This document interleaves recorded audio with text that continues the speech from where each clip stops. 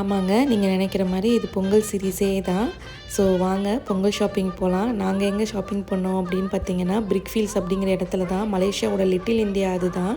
So எந்த ஃபெஸ்டிவலாக இருந்தாலும் அங்கே ரோடு முழுக்க கடை போட்டிருப்பாங்க.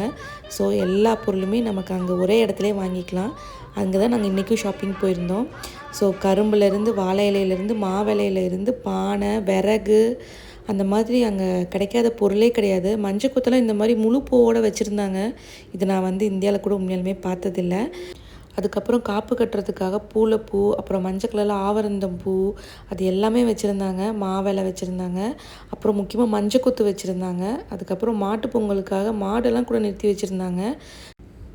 மலேசியாவில் மட்டும் இல்லைங்க, சிங்கப்பூர்லேயும் பொங்கலை ரொம்பவே சூப்பராக கொண்டாடுவாங்க.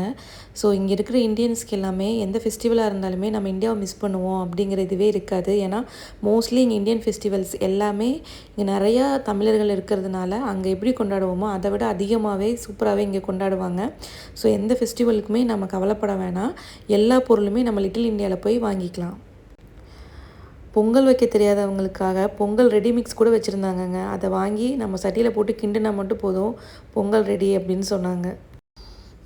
எங்கள் வீட்லேயும் சரி, எங்கள் அம்மா வீட்லேயும் சரி, நாங்கள் 2 பொங்கல் வைப்போம். ஒன்று சக்கரை பொங்கல், இன்னொன்று பால் பொங்கல்.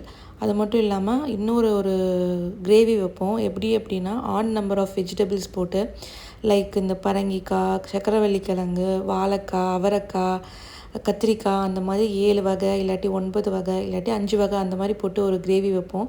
ஸோ அதுக்காக நான் வெஜிடபிள்ஸும் வாங்கிக்கிட்டேன். அவ்வளோதாங்க, எல்லா பொருளும் வாங்கியாச்சு. அப்புறம் என்ன, வாங்க பொங்க வைக்க போகலாம்.